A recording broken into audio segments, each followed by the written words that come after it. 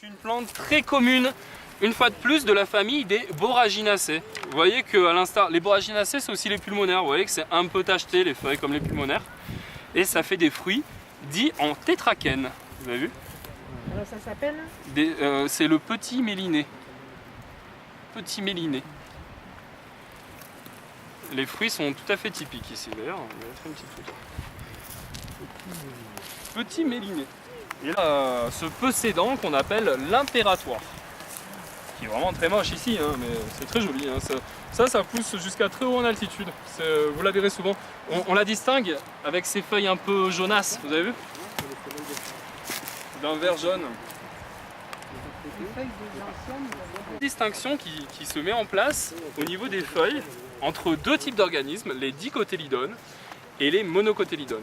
Les monocotylédones sont censés avoir des feuilles parallèles et les dicotylédones des feuilles opposées. Des nervures opposées et des nervures parallèles. Et là, le problème, c'est que la gentiane a des nervures parallèles et pourtant, c'est une dicotylédone. C'est pour ça que ça nous induit en erreur, en fait. Géranium. Là, vous voyez, ce géranium, ce sont des feuilles dont les nervures sont ramifiées. Elles ne sont pas parallèles, vous voyez. Donc, c'est une dicotylédone normale. Donc, le groseillier des rochers, famille des Grossularacées, Ribes saxatilis. Vous avez vu ces petites baies, en fait, elles sont orientées vers le haut. Quelque chose que j'avais pas remarqué avant cette année. Ah oui. Il y a une... Et c'est encore notre famille des Éricacées. Pourquoi ferrugineux? Regardez le dessous des feuilles, il est rouillé. Il est rouillé dessous ces feuilles. En fait, c'est des petites vésicules. Hein. Ferrugineux. Ferrugineux. On est encore dans notre bonne vieille famille des Éricacées. Là, vous avez le Polygonum. Oh là là. Ouais, on s'en fout, à vrai dire. Mais c'est le Polygonum vivipare, celui-ci. De la famille des Polygonacées aussi? Exactement. Donc les Polygonacées, sache-le, elles sont rassemblées. Rappelez-vous, je vous ai dit un moment, attention à ne pas confondre notre raisin d'ours national et cette plante. C'est avec celle-là qu'il ne faut pas la confondre. Et remarquez qu'on peut quand même. Hein. C'est quand même assez évident de les confondre. Alors pour la distinguer, vous voyez, le dessous de ces feuilles est recourbé. Les bords sont recourbés. Et ça, c'est typique. Ils étaient complètement plats dans le cadre de l'Arctostaphylos uvaorsi. Et pour finir, on va vous présenter notre chère vieille myrtille qui est ici. Là, on a vraiment un beau bosquet d'éricacées. Hein. Les bruyères. Alors, les myrtilles, on les distingue parce qu'elles ont des rameaux verdâtres et anguleux. Vous avez vu, ça fait des angles, des arêtes. Alors qu'on a une autre myrtille qui s'appelle Vaccinum ulisiginosum, qui est tout à fait consommable hein, d'ailleurs, mais qui n'a pas ce type de rameaux et ce type de couleur, mais elle fait des myrtilles tout pareil. La feuille aussi, elle est dentelée sur la myrtille. Ouais, bah comme ça, hein. Les deux se ressemblent. Hein. Ah oui, les érelles aussi, mais je parle de l'autre myrtille, la uliginosum, qu'on peut confondre. En fait, la chair, elle avait des feuilles qui étaient beaucoup moins découpées. En fait, c'est une marguerite aussi. C'est la marguerite noirâtre. Elle a des bractées beaucoup plus noirâtres dessous. Et vous avez vu? Ces feuilles sont vraiment très très différentes. Et c'est un leucanthème ou un C'est le même, anthémis? leucanthème. Le Canthémopsis, vous parlez? Anthémis. Ah, Anthémis, non, rien à voir. C'est quoi comme fleur? Celui-là, on l'avait déjà vu plusieurs fois, c'est l'épilobe. Si tu veux, je te dis son nom latin, c'est Epilobium dodonai, subespèce Fleischmann. C'est l'épilobe des moraines. Toujours le même. Alors regarde, les épilobes ont l'Edisarum boutini. L'Edisarum de Boutini, qui est proche des sainfoins. C'est une veste, non? C'est proche d'un sainfoin en fait, mais c'est Edisarum, c'est un genre à part. Et en fait celui-ci, je disais tout à l'heure que le mec dans Into the Wild, vous avez sûrement vu ce film, est mort à cause d'un Edisarum. Mais c'était pas le même Edisarum, c'est un Edisarum qui pousse aux États-Unis qui s'appelle Edisarum mackenzie. Parce qu'en fait on peut en consommer les tubercules. C'est aussi appelé pomme de terre sauvage, patate sauvage, les Inuits consomment ça. Là-bas. Hein. Ah, oui. Le saxifrage ou là? Une, allez, moi j'étais plutôt pour une aussi. Hein. Alors ça c'est la saxifrage des ruisseaux. Oui, mais s'il n'y a pas d'eau, elle est loin. Non. Saxifrage des ruisseaux. Comment est-ce qu'on reconnaît les saxifrages? Donc dans les saxifrages, on est dans les saxifragales.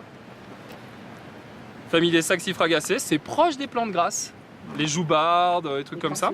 Les crassulacées, exactement. Sauf que elles, regardez, elles ont deux fruits, comme ceci. alors que les plantes grasses en ont plein, qui sont disposés en cercle comme ça. On appelle ces fruits des follicules. Ce sont les fruits les plus simples qui soient. Il s'agit d'une simple feuille, un simple carpelle replié, suturé. Si vous regardez. Toutes les saxifrages ont ça? Toutes les saxifrages ont ça, c'est très pratique. Elles en ont toujours deux. Voilà. Solidago virgorea. Ouais, j'aurais pris pour un millepertuis au départ. Oh bah dis donc. Oh là, non. Ben oui. C'est la fin de la visite. Ah, vous êtes fatigué? Oui, voilà. Donc, Ah non, c'est une astéracée. ça, la verge d'or? Ouais, la verge d'or. C'est très joli. Petite, hein, j'en connais, oui. Eh bien, que c'est comme les pois de senteur, vous savez, ce genre de choses. C'est Vesse, hein. Une gousse Non, alors? c'est Gesse. Oui, non. C'est une gousse, hein, comme à chaque fois, c'est une fabacée. Comment on fait la différence entre Gesse et Vesse? Bah en fait, c'est plus une affaire de langage. Hein. Moi, c'est parce que les deux, ils se ressemblent beaucoup. Il n'y a qu'une lettre qui change. Mais sinon, il y a Piscifolia, donc la Véronique à feuilles d'ortie, qui se reconnaît facilement à ces feuilles d'ortie. Rappelez-vous, madame, tout à l'heure, on avait vu le fruit du polygale qui ressemblait beaucoup à celui des Véroniques. Vous avez vu? C'est copie conforme. Hein. Pourtant, elles sont très très éloignées dans la classification. Encore une convergence évolutive. Donc là, on est dans les Plantaginacées. Moi, on ne dit plus anémone pulsatile, on dit pulsatile. C'est la pulsatile. Ça, avant, en effet, j'entendais beaucoup le terme d'anémone pulsatile. Et en fait, maintenant, le terme c'est Pulsatilla alpina. C'est une pulsatile. Et elle fleurit? Elle fleurit, je dirais, avril-juin. En quelle couleur? Celle-là, c'est blanc. Mais je cite pour info qu'il existe une sous-espèce qu'on appelle Apifolia, qui est jaune, soufrée. C'est la même mais jaune. En Normandie, elle est violette. Oui, sans doute. Ouais. En Normandie, vous avez aussi une digitale qui est violette. Histoire de conditions. Vous savez que les végétaux évoluent beaucoup en fonction des conditions. Ça, c'est une réponse. La noirâtre. Mais vous avez vu ces fruits? On appelle ça des follicules. Ce sont les fruits les plus simples qui soient. L'encolie. L'encolie. C'est le truc qui se replie. Qui se replie. C'est la carpelle qui se replie. Le carpelle d'ailleurs. Le carpelle, c'est une feuille en fait, une feuille fertile. Mais là, je voudrais vraiment vous trouver notre bonne pyrole et je crois que c'est la pyrole verdâtre. Elle est magnifique celle-là. Et vous avez beaucoup de chance parce qu'elle est fanée de partout. Pyrole verdâtre. Celle-ci. Donc vous avez vu qu'on a quand même vu beaucoup d'espèces de pyrole aujourd'hui. On a vu l'unilatérale, celle à feuilles rondes et la verdâtre. Elle est jolie, hein? Elle est coulasse, hein? On appelle ça la ronce des rochers. C'est de la même famille que le framboisier, vu que c'est même carrément le même genre. C'est Rubus saxatilis. Alors que le framboisier, c'est Rubus ideus. On reconnaît le type de baie, en fait, qui est un ensemble de drupéoles. Ce ne sont pas des baies, ce sont des petites drupes. Il manque que du pain accroché. On a des écorces qui sont très fines. Et ils sont souvent bouffés par les vers, apparemment. Et si on se trouve un mélèze, vous verrez que c'est très différent. Mais là, j'en vois pas.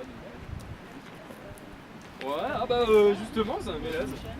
Accroché un mélèze, donc il a beaucoup plus d'écorce. D'habitude, c'est beaucoup plus épais encore. Oh, faut compter, hein. Je dirais la 50, un peu moins de 50 ans, je dirais. Là, on a ce qu'on appelle le duramen ici. Là, c'est l'aubier. Et là, c'est le cambium. C'est-à-dire, l'arbre, en fait, il ne vit qu'ici. Ça, c'est la partie vivante de l'arbre. Tout le reste, ça, c'est de la structure. C'est pour le porter et c'est une sorte de mèche qui va lui apporter l'eau et les sels minéraux. Et c'est cette petite partie fine à l'extérieur qui va conduire les éléments nutritifs des feuilles aux racines, etc. On appelle ça un cambium ou une assise. C'est une assise de cellules. D'un côté, ça va donner, de ce côté-là, ça va donner du bois. Et de ce côté-là, ça donne du phloème. Et on a une autre assise qui va donner du suber, on appelle ça, du liège. C'est-à-dire de l'écorce. Camérisier. Voilà. Alors on va attendre qu'il y ait un peu tout le monde. Mais disons, pour le distinguer extrêmement facilement, je me souviens pas, ouais, je pense que je vous l'ai fait toucher tout à l'heure, le camérisier à balai a des feuilles qui sont soyeuses. Ici, vous pouvez constater qu'elles sont complètement glabres. Camérisier il n'y a pas un poil. Donc ça permet de les distinguer déjà très facilement. Ensuite, évidemment, si vous avez la chance d'avoir les fruits sont noirs alors qu'ils sont rouges de l'autre côté. Pour la petite histoire, je vous le dis, ça reste entre nous, c'est pas le bon. C'est le cynoglosse des montagnes que j'ai mis, j'ignorais encore la distinction entre les deux, quoi. Celui-ci, c'est le cynoglosse commun, donc, qui est légèrement plus glauque que celui-là. Vous voyez que il fait des fruits qu'on appelle des tétraquènes, qu'on rencontre très fréquemment chez les boragénacées, ouais, ça marche par 4, ce sont des schizocarpes, c'est-à-dire des carpelles qui ne sont juste collées, mais pas soudées. Et on est face à des plantes qui sont donc zoocores. Elles sont transportées, disséminées par les animaux. Invention du velcro, un velcro magique qui marche même. Cynoglossum, le cynoglosse ça veut dire langue de chien. Et comme je disais, en fait, cette plante nous a inspiré le velcro. Vous avez vu? Ça colle même aux empreintes digitales. Qu'est-ce qui se colle, la graine? Ouais. Prostré là, dont je vous avais parlé plein de fois, là il est beau là. Donc c'est silène, le silène commun, mais sous-espèce prostrée. Sous-espèce comment? Sous-espèce prostrata. Prostrée. Et en fait, ça a les propriétés râpeuses en fait, de ces fruits. Alors ça devrait s'appeler langue de chat. Nisia absinthium. Oui monsieur, avec plaisir. L'absinthe.